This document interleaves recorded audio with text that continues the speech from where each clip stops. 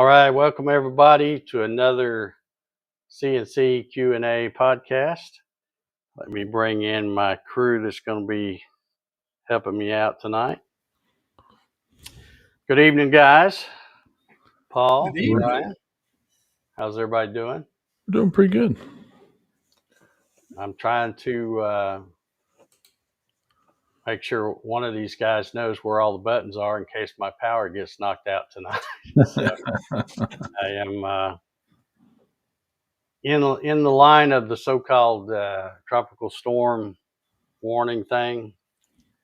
I guess it's every time I hear from Alexa, it keeps getting extended later and later. So right now it just sounds like a bunch of rain, but it might get a little windy and stuff after a while. So, but anyway, we'll carry on. And if power goes out and I can't get back up, Ryan knows how to work stuff. So you can listen to him and Paul for till he decides to shut it off. But anyway, since we're talking about Ryan, let's Ryan,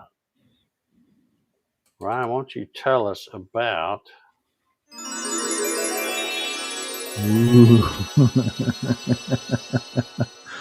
Yeah, so we do have the Saturday night show at 9 p.m. on my channel. It's called Making It Up As We Go. We're talking the latest of the stuff that we're making, and also the latest videos on the subject of CNCs, lasers, and 3D printing. So if you want to come join us, please do. All right, 9 p.m. Eastern. Yes, sir. Saturday nights. That's the place to be. All righty. Thank you, sir. Well, let's see. I've got a lot of notes tonight, so I don't forget anything. We've got. If you were watching last week, I tried to do a giveaway, and it it didn't work at all. But I'm going to try it again this week. So let me get the thing up here. It did go a bit sideways. Yeah, and I wasn't prepared because I'd always used StreamYard for a long time, and their giveaway tool always worked excellent. Never had a problem with it. But when this one didn't work, I went and searched their Facebook group, looked for comments about the giveaway tool, and found some other folks that are having trouble too. So apparently, it only works part-time. At least that's what the comments I saw from other people in the group. So we're going to try it again. I do have a backup plan, so we will give away the collets that I mentioned last week. So if you would, and you're interested in that, put hashtag collets in the comments. And when we get ready to do the giveaway, we're going to click on it and give it a minute or two to see if it works. And if it doesn't, then we'll go forward with the backup plan. Hopefully it'll work tonight, though. We'll just have to wait and see. But anyway, go ahead and get your hashtag. Well, that part's working because I can see Klondike scrolling by there. Okay, it looks like that's working. Well, maybe we're going to have some luck. There you go. Maybe we're going to have some luck this time. Let's see if I come down here. Yeah, it says so far 2 participants. We got Klondike and Marcelo in there. So we'll come back to it a little later on and see if it works. So one other thing I wanted to mention, kind of on a sad note, we had a good friend and a good maker pass away Monday. I just found out about it today. I saw it on Facebook, a post that I guess his family had made. But if you hadn't heard, Rob Schuster, like I said, he passed away Monday evening, I guess.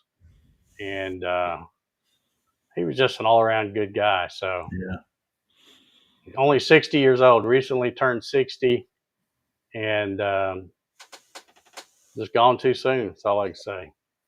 Yeah, he was awesome, dude.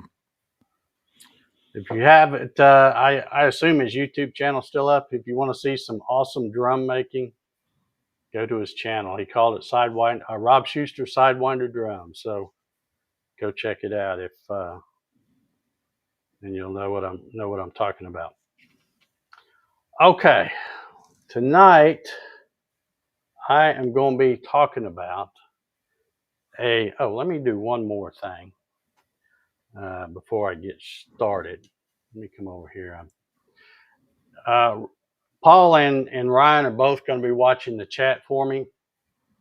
But, just to help them out, if you get ready to put a question in the chat, do me a favor and put QQQ in front of it, something like that. That way it'll help them pick out the comments that are questions, and it won't get by us because, Paul and Ryan both do an excellent job at watching the comments come in, but they might get distracted by my riveting presentation tonight. So, help them out and put the QQ on there.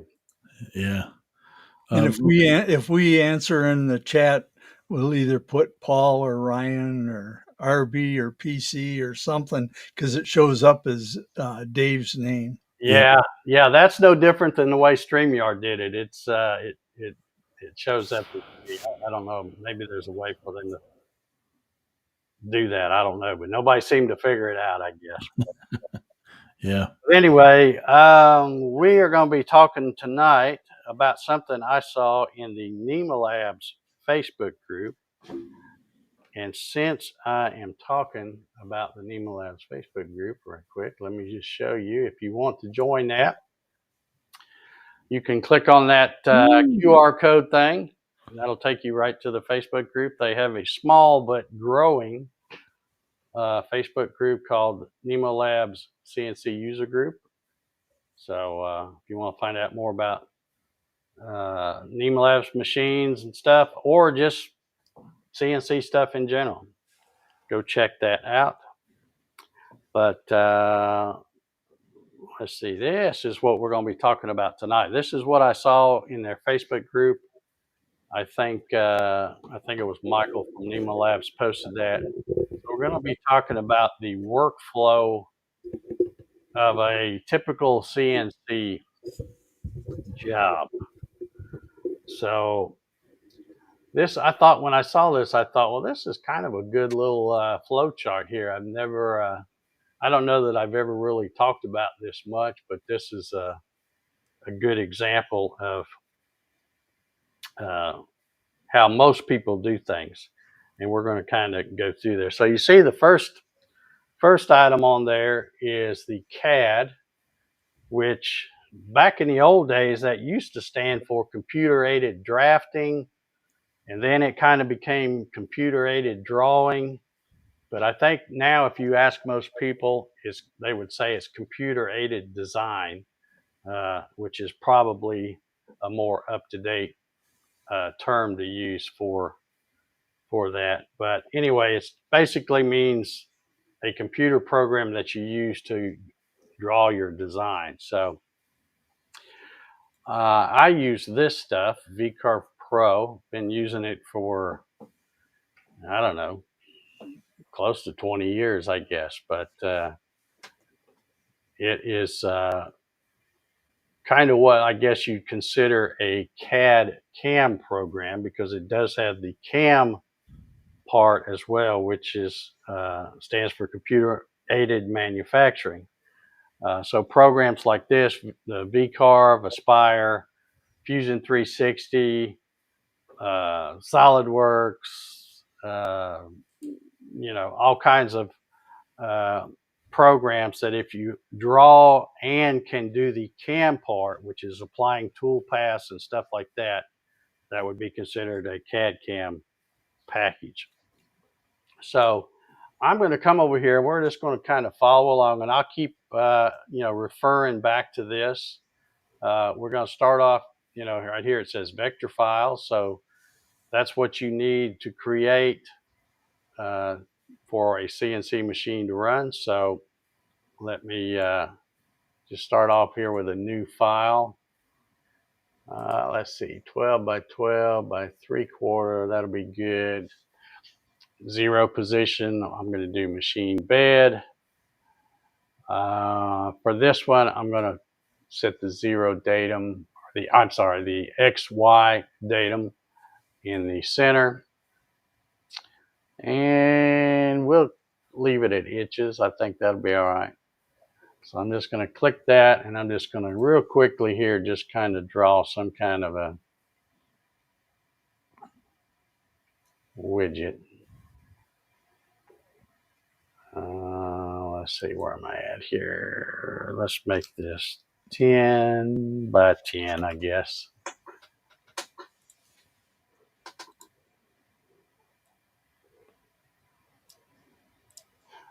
And let's see, we'll put,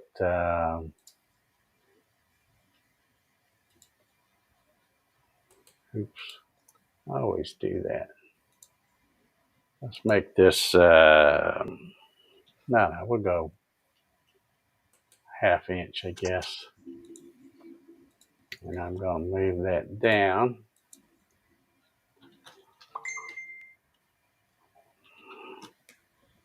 Whoops, went the wrong way, didn't I? Oops. Oh, yeah, I went, there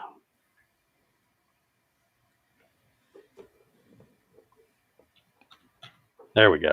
So I got that in the corner. And then we'll just use the mirror thing. Flip a couple of holes. All right, so now we got a hole in each corner, and I'll just throw some text in there just for the heck of it.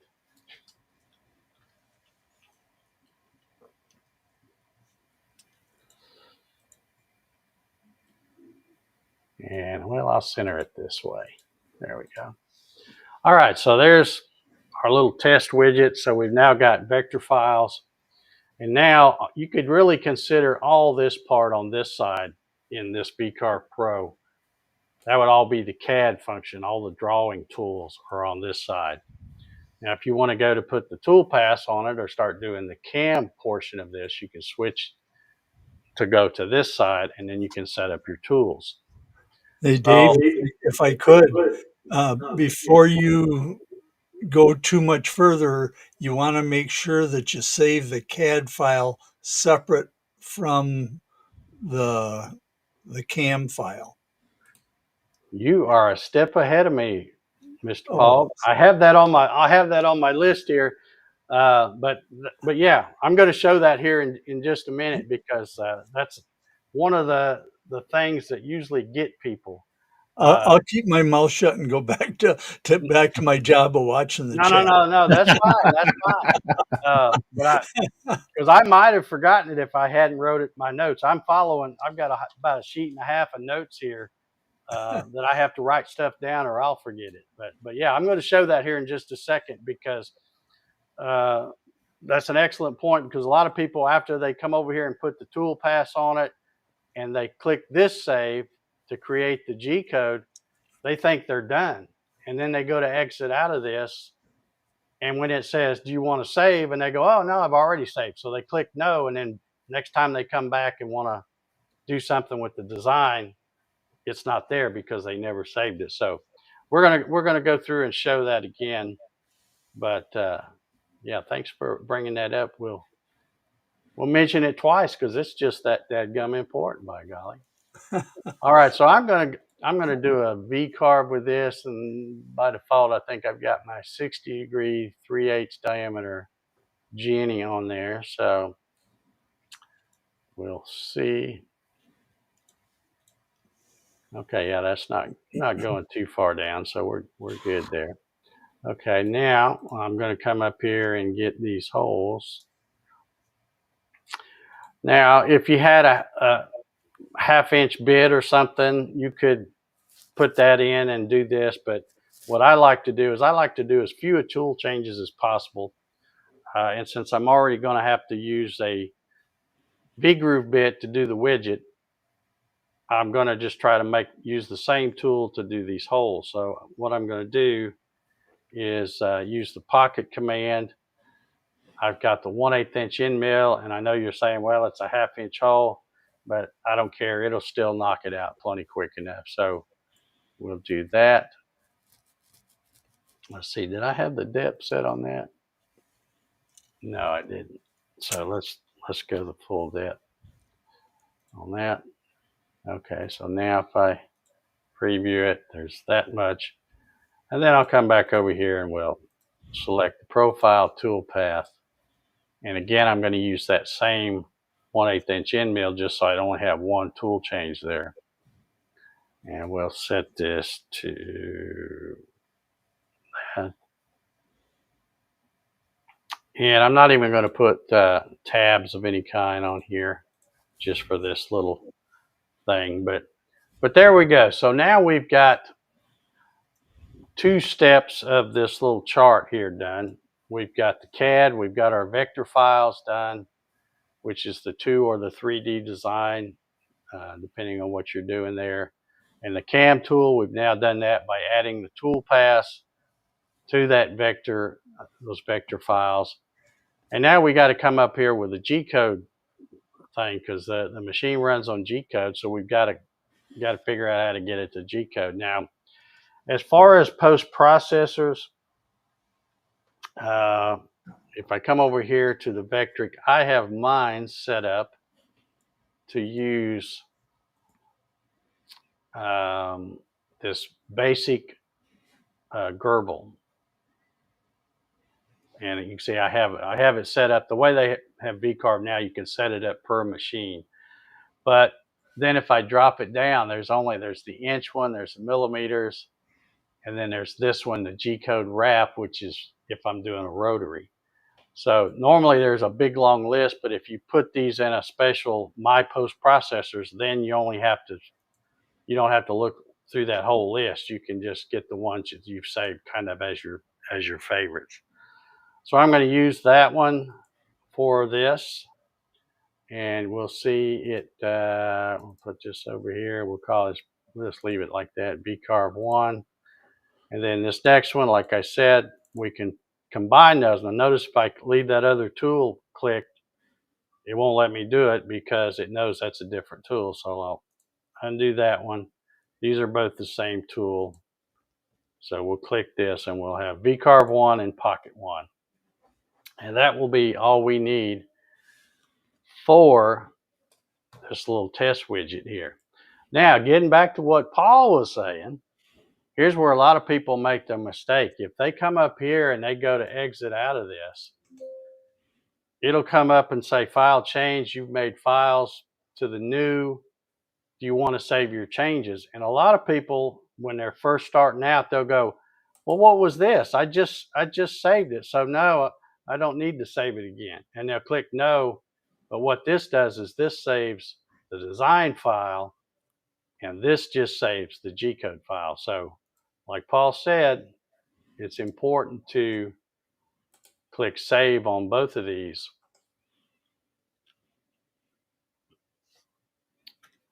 So now you've got a .crv file, which would be right there.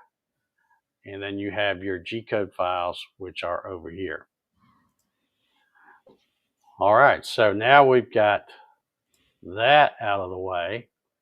And now we have to load these things some kind. Now this says over here, it's got G-code viewer. You could use that. Really, another thing I wanted to mention that a lot of machines like an Avid or an Axiom or a Stepcraft or, insert popular brand name there, they probably will have a special post processor just for their machine because maybe they've got a little tool height probe that's embedded in the bed of the machine, and the machine knows to go to that position and check the tool heights, stuff like that.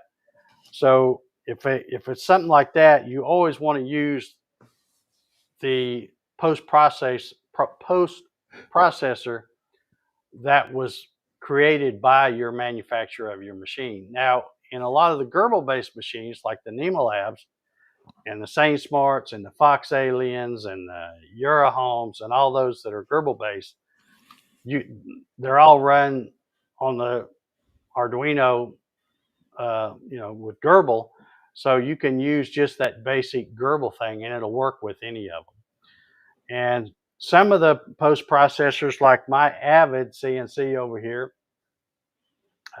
they have special post processors in VCarve Pro for that as well. However, I'm running that with Mach 3, and there's nothing really fancy as far as the G code. So I always use the Mach 3 one uh, for that, and it works fine. I don't have any special things I would have to use. Now, if I had a rotary axis that was attached to that, then I would probably need to use their rotary post processor. But in some cases, even though you might have a specific machine and you select the wrong post processor, it might still work because there's not, G code is G code. G code for the most part. There are some subtle differences between machine manufacturers, but you know, if you have one of those machines where they have their own processor, use the one they recommend is what I would always suggest. Another thing too, as far as this G code viewer, you can really open up these files with any text editor. For example, you'll see some post processors when they save them, it'll save as .tap. Some will be .nc, some will be .g code, some will be .txt. That extension on the end really doesn't matter. You can double click on them and open them up in Notepad. It's basically just a text file. You could put .bananas on the end of it or something and it would still run just fine. So that doesn't matter. The thing is, when you're searching for a file, make sure when you go to open it, you have your file type set to all files, because if you've got some in there that are NC and some that are TAP and some that are G code, but you have your thing set to .tap, it's only going to show the ones that are .tap. It's not going to show them all. So you'll want to change that to show all the files. Now, Marcella just put in the chat that G code is a standard and M code are machine based. That's correct. That's correct. Let's see, where am I at here? All right, so looking at our chart, so now we've created the G code. We've got two G code files, VCarve 1 and Pocket 1, I guess it was. Now we got to get those to the machine somehow. Well, it says G code sender, and that could be anything from what I'm showing here as G sender, which happens to be my favorite one. Or you could use Universal G code sender or UGS. You could use Candle. What's another one? Easel, I think, is one. There's a bunch of them out there, and I think just a couple of weeks ago that's what we talked about, is I showed 3 or 4 different ones. But this one is my favorite. It has a lot of nice options. I like the way the screen's laid out. But if I come here and want to load in that file, like the VCarve, that would be the one we'd want to run first. And that's the other thing. If you're new to CNC, that's another part of the process. When you come over here, is when you get to the machine, it says setup, probes, limit switches, RPM, yada, yada, yada. Well, you have to, first of all, hopefully you've already figured out what your material is going to be and know your blank size, because you needed that when you were doing the VCarve Pro or whatever software you're using. So you've already maybe got your material picked out, but then you need to decide, how am I going to hold this down? Am I going to use clamps? Am I going to use CA glue and the painter's tape method? Am I going to, maybe make a fixture, clamp something like I did the other night with those little Halloween things? I clamped a piece of scrap material, then cut a big notch out of it so I had an L where I could stick things in and I'd always have the same location. if you're getting ready to engrave some round blanks or something, you might throw a piece of scrap on and cut a round pocket so that you can set those things down in and use that like a fixture. So all that you need to figure out uh, before you start running. But I've got this in the G sender here, and as far as the way I would set things up, and I think most people would probably do it the same way. First thing you'd want to do when you start up your machine is home it, assuming you have limit switches. You don't necessarily have to have them, but boy, they sure do make life easy when you have a little problem and need to start over. So home the machine and then jog it to where you're going to have your zero. And the other important thing is you need to make sure, like back over here when I was doing this in VCarve, you need to remember what you selected for this, because you don't want to have this checked as machine bed, but then when you put your material on the thing and clamp it down, then you check your zero using it on top of your blank. You want to do it on the machine bed just like you told it you were going to do over here. Also, your XY datum, don't set your thing on the bottom left corner here if you've got it set in the middle. You need to set it wherever this is, because that's how it's programmed and that's how your code is going to be. So make sure you keep all that in mind when you're doing it.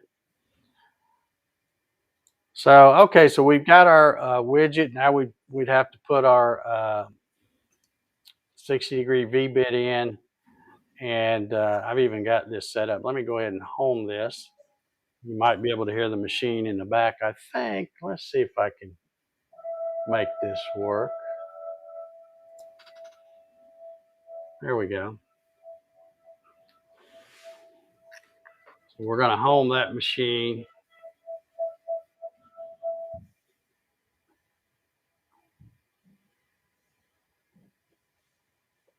Okay, now I'm going to see, I've got this program where it's going to start in the middle of the blank. So I'm basically just going to set this machine to the center of the thing, which this is a 50-40. So I'm going to need to go half of 500 be 250. So I'll set the X at 250. I'll set the Y at 200.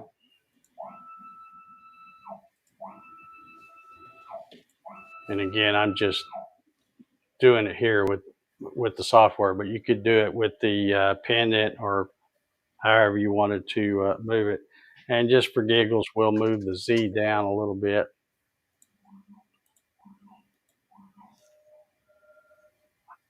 I don't have any material in there, and I do have a bit in there, so I don't want to get too crazy. Now that we've got our got it where it's over the center of our blank, and this is another thing that's really important, is make sure you understand the difference between machine coordinates and work coordinates. Because right now, all these DROs are saying the same thing. But now that I'm over my material and I want to zero the X, Y, and the Z, now you see the bigger numbers, the blue numbers, those are the work coordinates. That's going to be the zero of the job. But over here where it says -50, 200, and 250, that is the machine coordinates. So that's the distance that it is from the home position, which when I homed it, you saw it came up to the lower left-hand corner of the machine there. So that's important that you know the difference. I've seen some comments in some of the Facebook groups recently, and I kind of think part of the person's problem was they didn't really understand the difference between machine coordinates and work coordinates. I think just from the comments that I was seeing, I'm thinking they were just turning the machine on, jogging it to where their material was, and zeroing something out, and then wondering why it's taking off going somewhere else. So I'm not, that might have been the case. I don't know. But anyway, we can, this isn't going to take long probably. We'll go ahead and cut some air, I guess. And does anybody got any questions or comments or anything? That you guys been awful quiet over there. Just listening. No, it's been pretty quiet in the chat. Well, I know a lot of this stuff, if you're an experienced CNC user, this is all boring stuff you already know, and you may even do some things a little different. But what I've been trying to do with this podcast is kind of take everything back to the basics for people that might be watching that are thinking about a CNC, but they don't really know anything about it. So hopefully those people will pick up something that they can use later on when they start running their CNC. Yeah. Over there in the chat, though, we have Steve from Ventari over there. Hey, Steve, how you doing? Showed up there. Also seeing David Hiding works with wood, and how do you say it? I'm going to mess it up. I was waiting to see how you pronounce. Yeah, I'm going to let you. I'm just going to call him 710. Yeah. Oh, I don't. I'm you gotta giving love up. those YouTube names that you can't even pronounce. So Yeah. well, welcome guys or gals, whatever the case may be. If this is your first time here watching this podcast, put a comment and let me know in the chat. And also, if you would, if everybody just post a comment and say, hey, watching from Georgia or Tennessee or Alabama or wherever you're from. Be interesting to see where everybody's at. Oh yeah.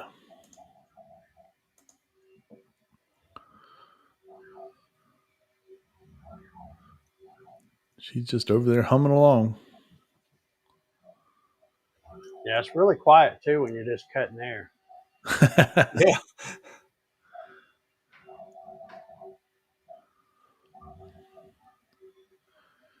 David's over there from Chicago.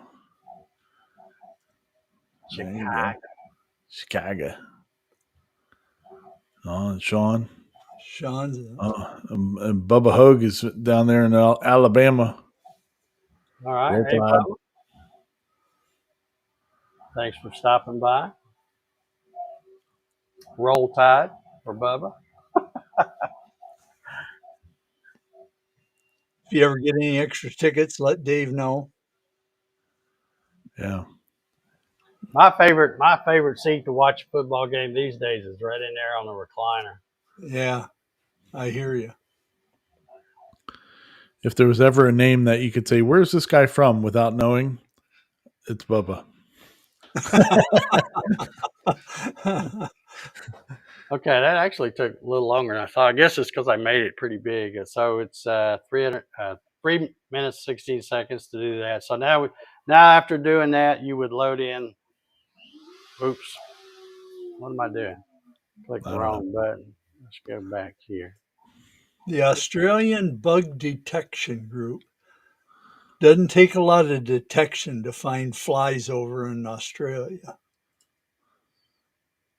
Okay, we'll load the second toolpath. And I don't know if I mentioned it or not, but that's another thing when you're starting out new on a CNC and you've got different toolpaths like this, you need to make sure that you run them in the right order, the order of operations as they would call it. So because you wouldn't want to part this tool out, run this program first, part it out, and then come back and try to engrave the widget on it because it's gonna move.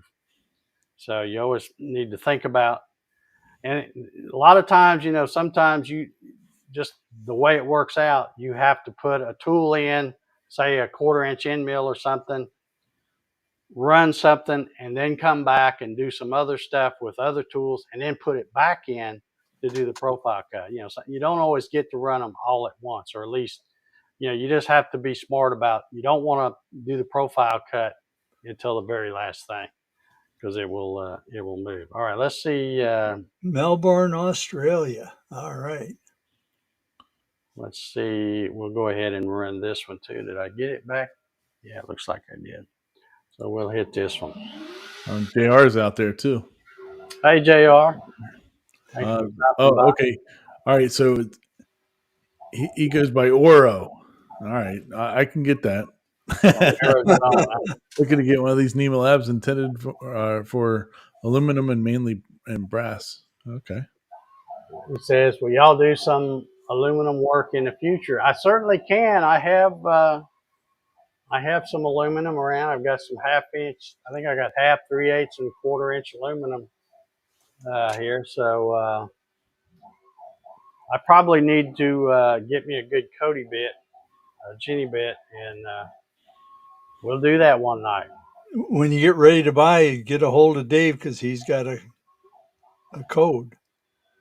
Yeah, let's, while this is running, let me just do well, I guess it's up here.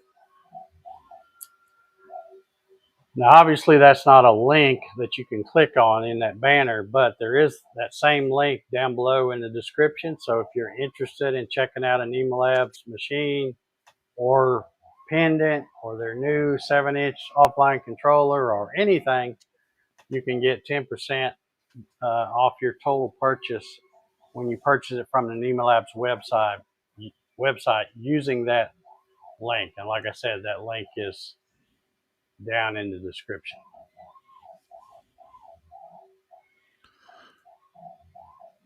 Yeah, David says that a few of the folks over there with the NymoLabs have been using them on aluminum.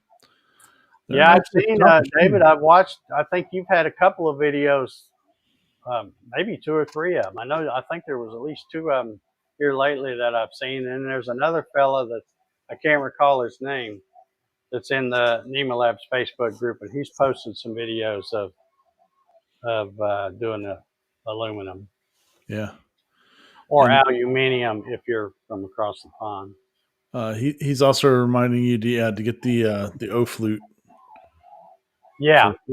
That's what before I do a demonstration on how to do aluminum, I need to get something like that, because I don't have anything like that. I've just got, you can't see it, but behind this enclosure, there's a workbench against that far wall, and I have a Precision Matthews milling machine.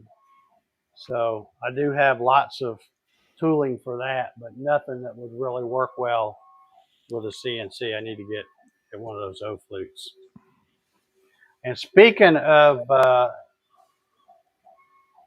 the Jenny bits, let me do something else while that's running. Oh, you know what? It's running that same. I thought I loaded that other program. Did I not do that? You thought incorrectly, sir. I must have just thought I did. That's another thing. Don't ever try to run your CNC machine while you're doing a podcast. Yeah. All right. Let's see. I want to go there. Okay. Yeah, I thought and I looked over here and I thought, wait a minute, that's still the thing here. I could have sworn I loaded that because it was that. Oh, I know what I did. I did it wrong when I did the V-car. Because see, it's doing the widget again. Yeah. He saved it all as one toolpath. This is what not to do. And, well, I got the pocket and the profile checked. There's the end mill. Let's save it as that. I'll have to go back and watch this to see what I messed up, because I obviously messed something up. But anyway, now let's get back to this. Load the file. pocket. Something's not right because that's still showing it doing the widget. The widget. Maybe it's saving it a different place, and I'm just thinking it's. Let's see, where's it saving it? See, right there, 1/8 inch end mill. Those are the only two checked. That one's turned off. All right, let's check this right here. These are the only two I'm going to do. Visible toolpath. Yeah, the widget one's in there too. It's doing all three of them somehow, and I don't know why. Because it should only be doing those two. Pocket one and profile one. All right, let me call it something different, just so I know I'm not getting the same one. All right, now we'll come back over here. We'll load this one. It's still doing it.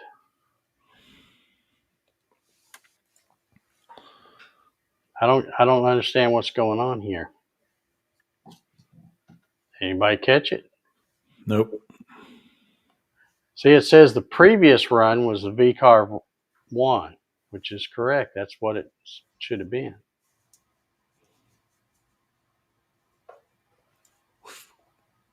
But see, when I verify the job, it's doing the widget first.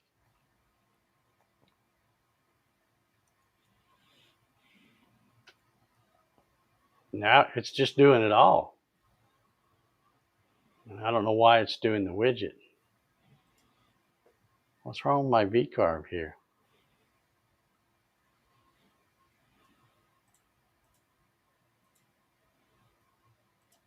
Let's see if I can.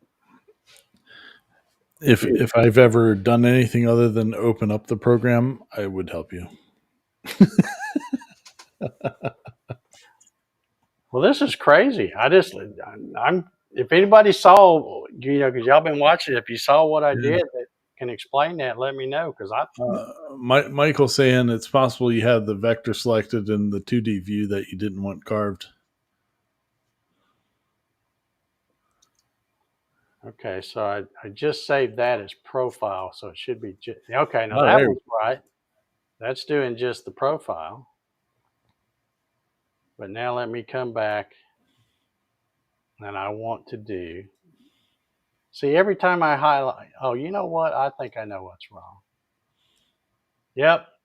When I calculated the pocket, this was highlighted.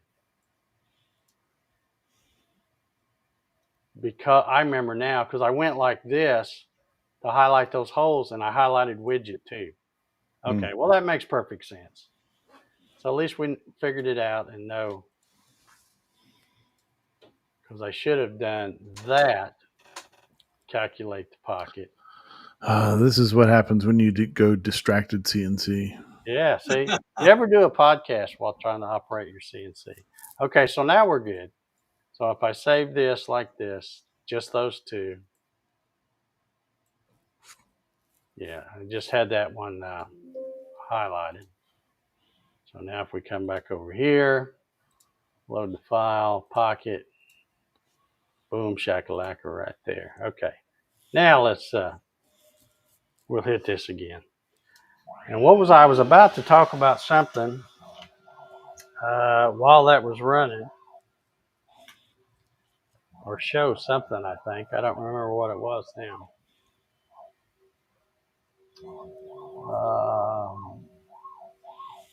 Well, I guess I'll think of it later.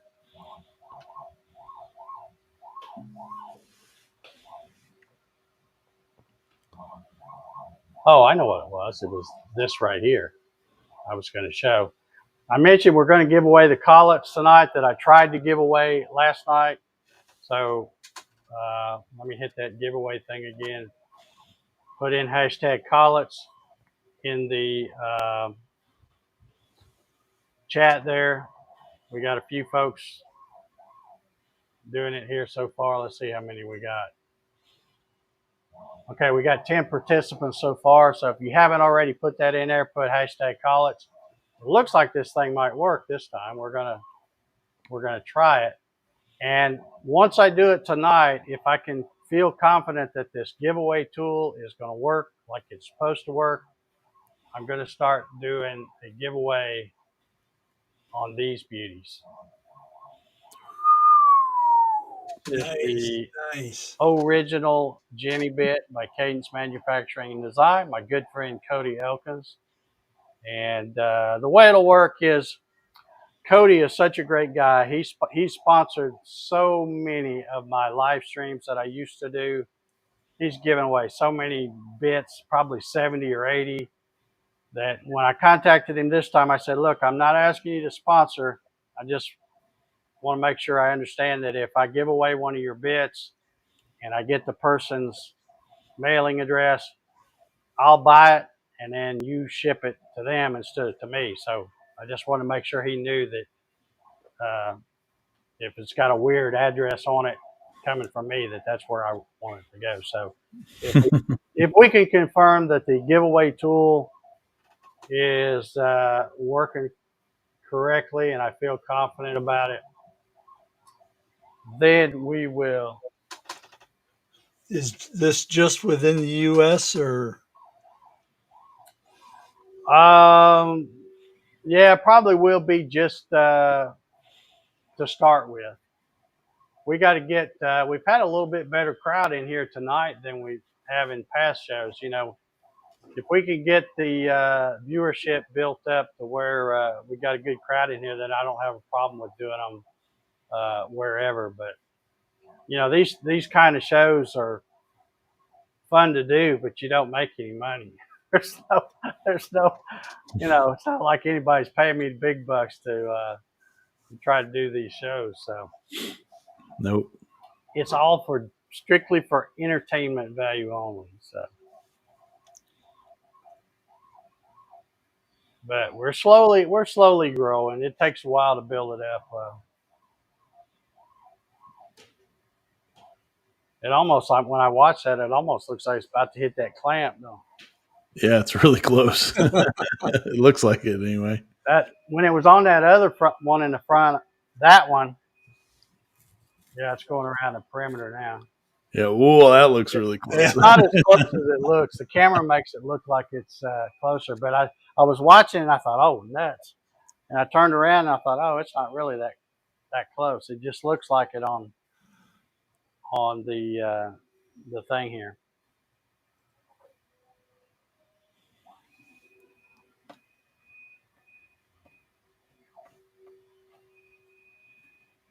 All right, I'm gonna peek at the comments while that's running and see. Yeah. Dan's in the house. How you doing, Dan?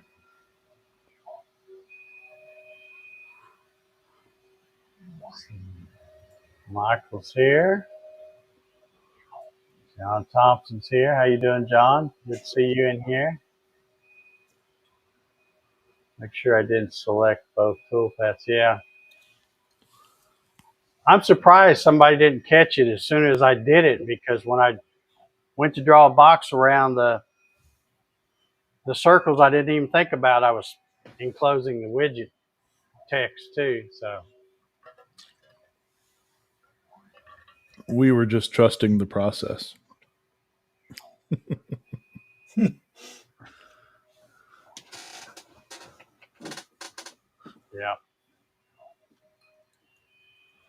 All right. Well, I got one more little thing to show.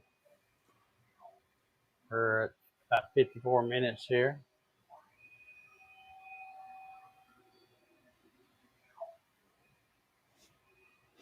I probably should have made the.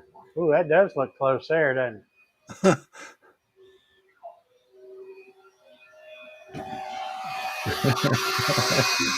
That's close enough. He's moving it. Now it's done. Not too late. Yeah, it would have been okay anyway, I think, but it did look pretty close that time. Okay, so now you've seen how you would get getting back to our good little flow chart here, how you would get it from once you've created a G code, put it in some kind of a sender, and or Mach 3 or something if you're using something like that. Or sometimes machines will have their proprietary type software that they use. But that's how you would get it to the machine if you're connected to the machine. But what I'm going to do now is I'm going to come over here to this G sender and I'm going to disconnect it and I'm going to unplug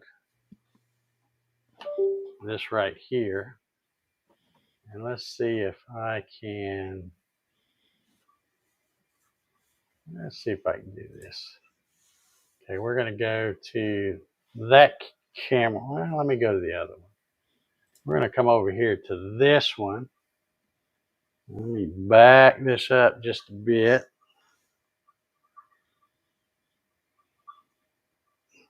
Let me get it like this. I'm probably making y'all dizzy. Okay, but this is the other way you would run these programs is if you want to use your offline controller, which, boy, it's raining up something crazy out there now. All right, I'm going to take my SD card out of this one. And this is how you would run that same programs. Like say you didn't have a computer out where your machine is. You just had maybe a desktop in your office, and that's where you do your programming. And then your machine's out here. So I'm going to come out here and go grab those two files. And I need the Pocket one and the VCarve one. And we'll copy them. Let's see, I probably, whoops, there we go. Let me get back over here. So I'm going to grab those two that I did, copy them, and then come over here to the SD card. And I'm going to paste those right there. And then I can come back to right here. So we'll pull this out, put the little SD card back in the offline controller here.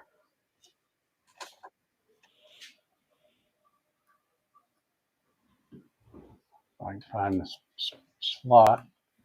Okay, now let me stand kind of over here. And I need to get a file or, file. I need to load G code. And I'm going to go to this says local storage, which is on the controller. Then I've got the SD storage, which is on that little card.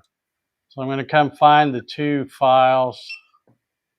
There's the VCarve one. Now I want that one. I'm going to highlight it and then put send code to local storage. So it's going to copy it to the chip or whatever they have in there. And then there's the Pocket one. And I'll do the same thing with that. So now when I come back to local storage, I can see that I've got my VCarve 1 right here. So I'm going to select that code. And if I want to check, make sure it's the right thing, I can hit generate toolpath and hit the map. And it's not showing it yet, but it will show it as it moves here. Let's see here. So let me go back to file. And of course, if I just started this machine up, I'd want to come back to the command page here and home it first.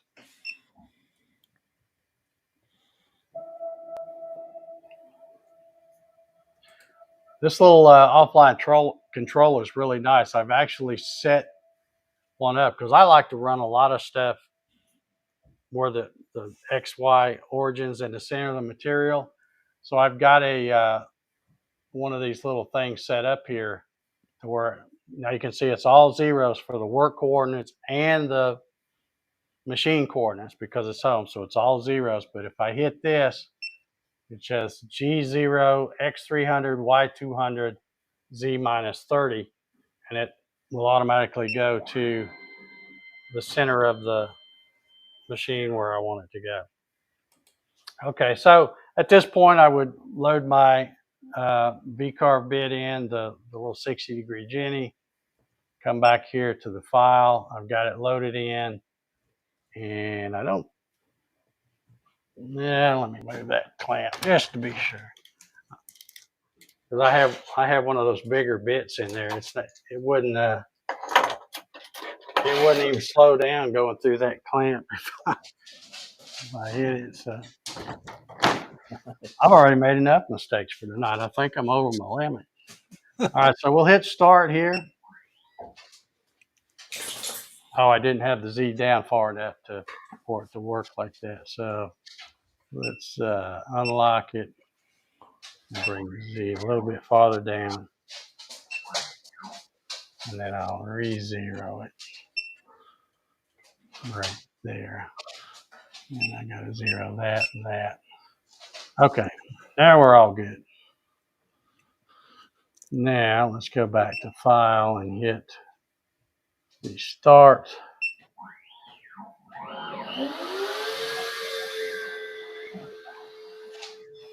So that would be the V-carve program where it's doing the widget.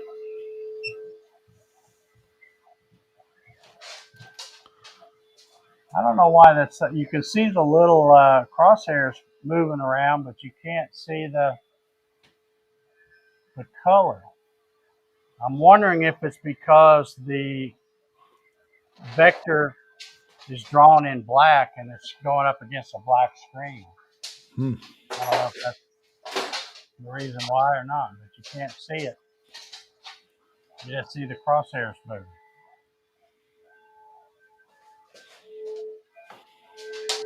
Oh, and I'm not on the right thing, am I? We're watching the controller.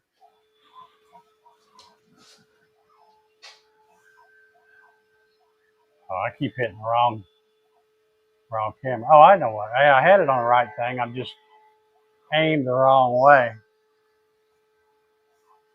I don't know if I can get it where I can see it all or not. I really need two cameras, I guess.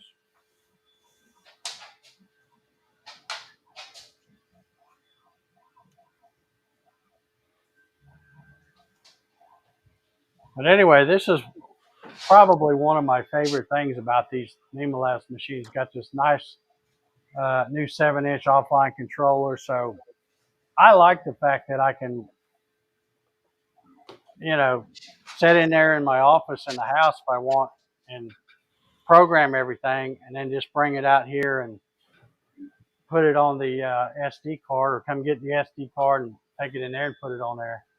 And just come out here and I can sit here and run stuff and not ever have to have these machines connected to a computer. But if you're going to do something really complicated like a 3D carve or something where it's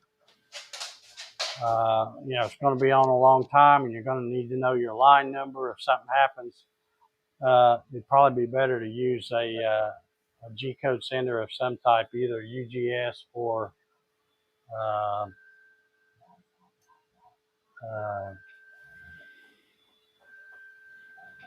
okay, Toys says, I missed last week's show. Can you explain the collets? I'm not sure what you mean. Are you wanting to show what I'm going to give away? Well, yeah, he's asking what it's in reference to because he wasn't here to hear what the. Okay, well, there's a set of collets. They're let's see what I got here. This isn't exactly like him, but this is right here. I have a set in my cart on Amazon that has 3 of these ER11 quarter-inch collets, and then there's also in the set 3 ER11 1/8 inch collets, which this one's still a quarter, but you get the drift. So you got a total of 6 collets, 3 1/8 and 3 1/4, and then it also comes with the collet nut for an ER11 type spindle like these. So that's what I'll be giving away if the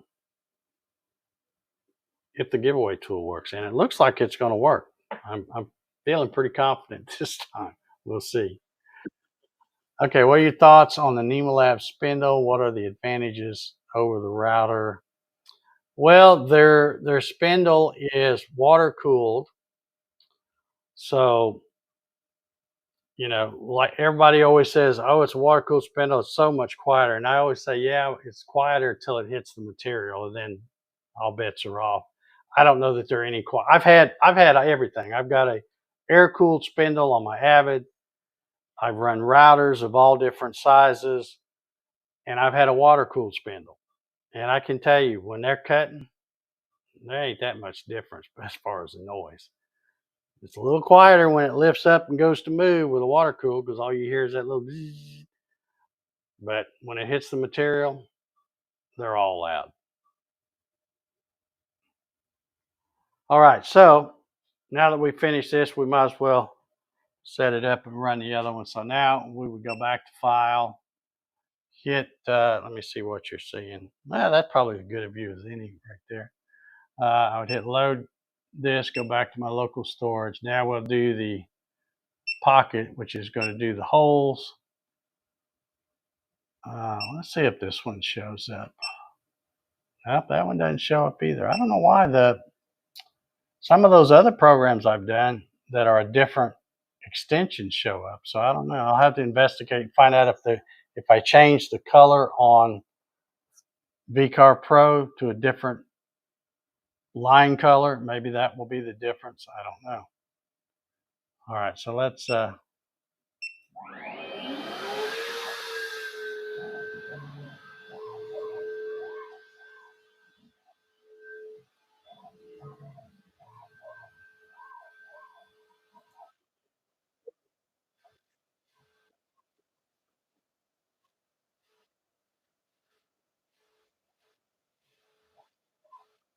yeah, these are the what they come with when you purchase one. And th- again, I know I sound like a NymoLabs fanboy sometimes, but these are really great machines. They're good, stiff machines, and they come with a big enough spindle. I think that's 710 watts. I think it's basically like a trim router, but it's their own brand. They've worked out a deal with somebody and put NymoLabs name on it. But as you can see, when I was running this one over here, it's got a 1/8 inch bit, but it's actually a 1/8 inch bit with a 1/4 inch shank. So I have a 1/4 inch ER11 collet in both of these, which allow you to run the bigger bits.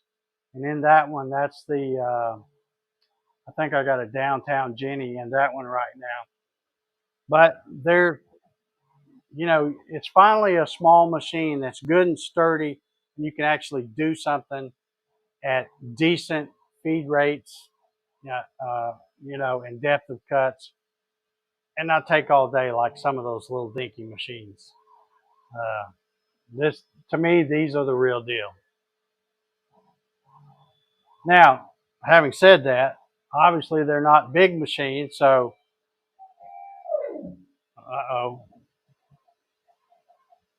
sound like it hung up there on something.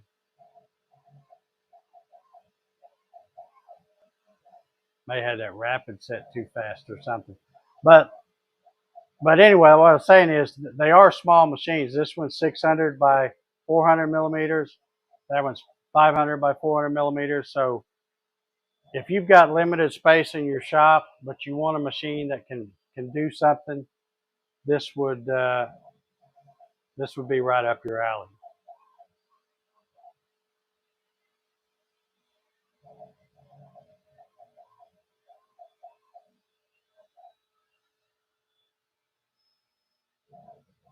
All right, I guess I should have put it on that other camera. And since that's running, and I'll show you, this is the specs for the 5040. Like I said, it's a little bit smaller than the other one, but they are still both awesome little machines. There you can see somewhere on there it has the, yeah, there it is, spindle motor, 710 watt, uses an ER11 collet. And then, of course, here are the specs for the 6040.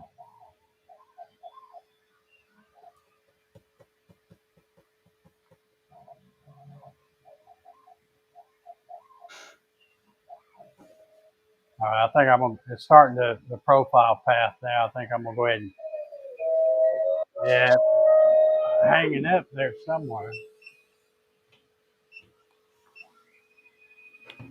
Something's not happy. Yeah, I got something going on with the, I hope I haven't got something stuck in there.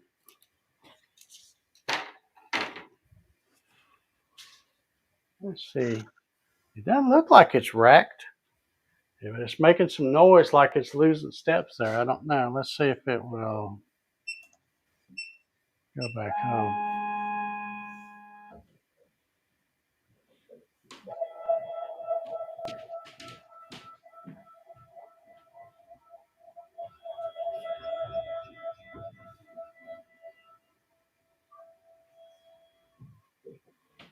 Okay, I'm not sure what that was all about. I'll have to do some further investigating on that, but it doesn't look like it's racked at all. It's the same distance from each side there, so not sure what that was about. Or I could have had something wrong in the program that was trying to go wonky, since it hadn't been my night for programming. But anyhow,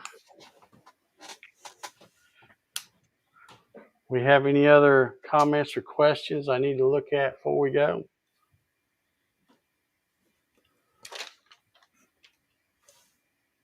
If not, we'll There's a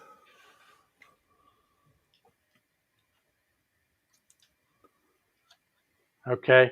Let me mention something else too. I haven't mentioned this in any of these podcasts so far. But I always talk about you get the, if you use the discount link, you can get a good discount if you purchase from the NymoLabs website. You'll get a discount on whatever you put in your cart, all the items you put in there. Now, another thing that I haven't mentioned is when NymoLabs also sells on Amazon. And in the rare case that they have somebody on Amazon buys one and for whatever reason they turn around and send it back to Amazon, after they do that, NymoLabs can't do anything with it really because Amazon will consider it unsellable. So I have been working with NymoLabs, and whenever they get something that comes back from an Amazon purchase, they send it to me to check out. So I get whatever machines have been returned, and I just happen to have right over here, right next to me in the box, two 6040s that are absolutely like brand new. They were purchased. Some of them had a little dust on them, so I don't know whether it was somebody who, bought one, did a project real quick, and then turned around and shipped it back within the 30 days or what. But the spoil board is pristine, just like that one you see back there. It's not a mark on it. And I've tested them, make sure they run, and then I let NymoLabs know, and then they put them on their website under the open box category. Now, I don't think you can use my discount code if you're buying from the open box. You could try it. I don't know. I mean, you're already getting a fantastic discount. But these are ones, like I said, they've been bought, they've been returned, and then they're sent to me. I set them up and check them out, and I can tell you both these I happen to have in here. one of them looked like it had been used for like maybe a little engraving project because there was a little dust here and there. They didn't clean it up real good before they boxed it up. But the spoil board was pristine. And then the other one, I told NymoLabs, I said, I don't think they even took this one out of the box. They just, but I tested them, both of them weren't good. So if you're looking for a heck of a deal, you can always go to their website and go check out what they have on the open box. So, all right, well, let's check out this newfangled giveaway tool that caused us such Yeah. trouble last week. Jeremy, he probably would if they belonged to him, but they don't belong to him. They belong to NymoLabs. Yeah, they're not my machines. So, although one of them might be gone, because I had a guy come by the shop yesterday. He was looking at something else I had on Facebook Marketplace, and it wasn't big enough to do what he wanted. So I said, "Well, here, come here and look at these." And he saw that one, and so one of them he may have already purchased. I haven't looked on their website to see if there's one or two left. But anyway, I just thought I'd throw that out there. That's a great way to get a good deal on one. And I have checked out one, and just think of it as a scratch and dent sale. When you get them, if you buy the open box, it will have everything it's supposed to come with, because if there's anything missing, I replace it before I tell NymoLabs, yeah, this one's good to go. But if there's a scratch on it or something that might have happened during shipping or whatever, as long as it's not affecting the operation of the machine, it's a go. So, but these two, I guarantee you, are in fantastic shape. So, all right, well, it looks like this crazy thing's going to work. Let's hit the button up here and see what happens. So, good luck to everybody. Let's see how many we got in here. We got 13 participants. So let's hit the start giveaway and see if the darn thing works this time.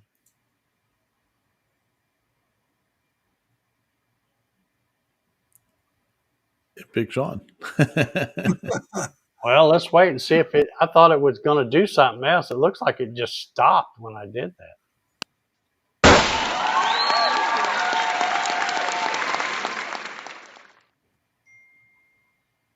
I guess it did pick Sean. That was kind of lame, wasn't it? I mean, compared to the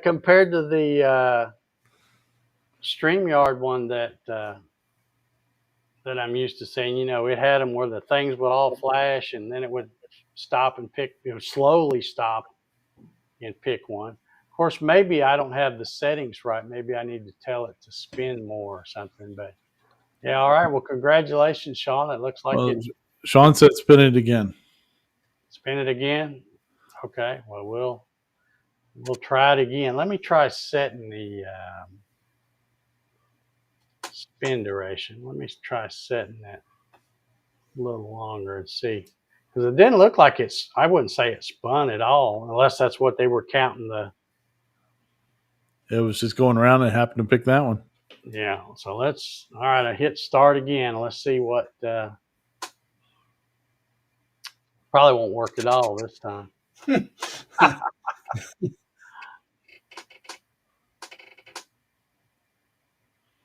Nope.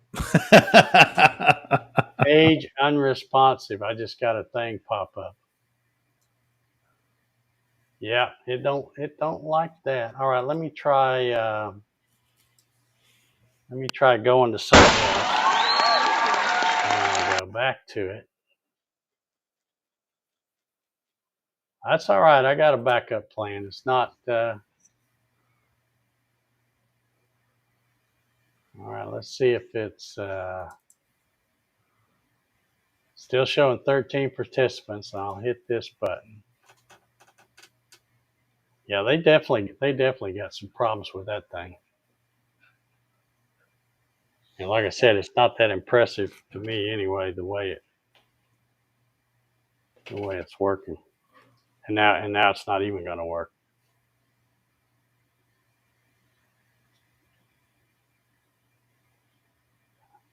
Okay, well, I'm gonna give up on that one. But I will go to Plan B. Oh, wait a minute, hold on. What's it got now? But who won it? Yeah. It's not showing a name. Sean says, "My bad, I broke it."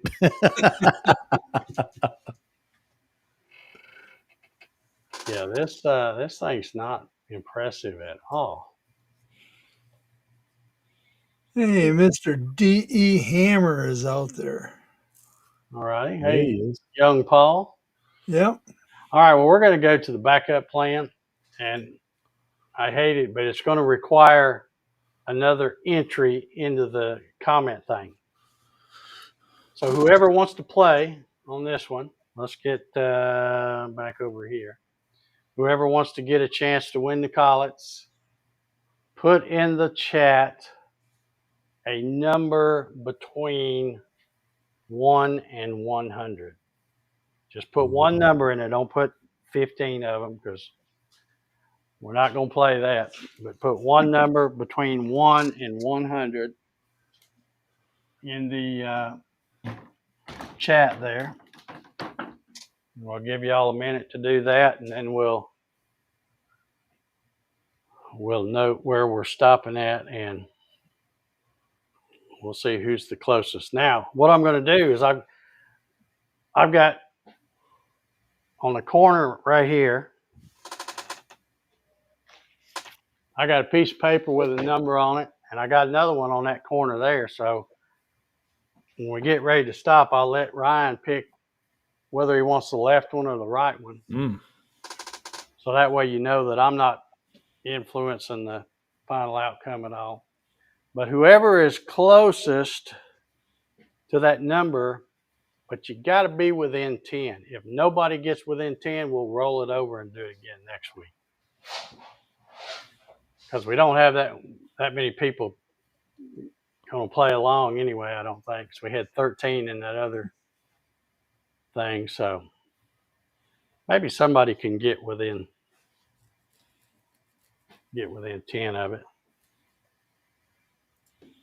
Let's see what kind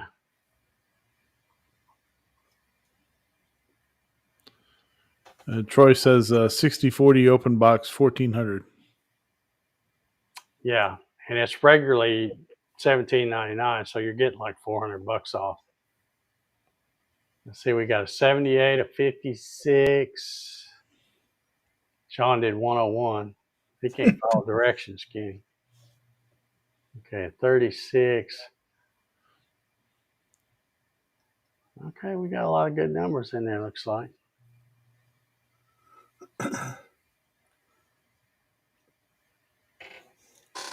Paul says he guesses plus or minus 10 of either number picked. Yeah. Okay, well, that's I don't see it going anymore, so we'll stop it right there at Paul where he's at, and won't take any more after that. So, Ryan, pick which piece of paper you want me to look at. You want the one on the right or the one on the left? I'm going to go right. Okay.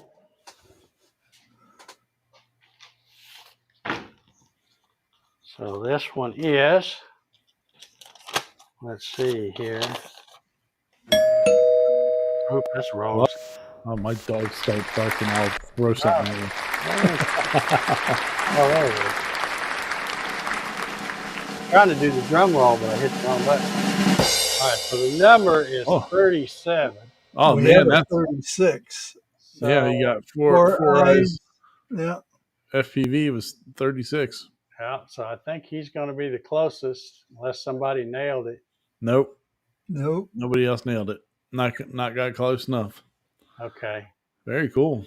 Congratulations. Now, what's interesting, yeah, now make sure, because I don't know who this is, but make sure you go to, where is it? Here we go. Go to my website, davegatton.com, and on any of the pages, but even the first page, go look up in the right-hand corner. There'll be a little envelope icon. Click on that, and that will open up the email. Send me an email and give me your shipping address. and all that. And like I said, this is in my Amazon cart, so I'll be purchasing it from Amazon and then having them drop ship it to your address. But congratulations, 37 was the number. And what's interesting, Oh, we're going to find out what the other number is. the other number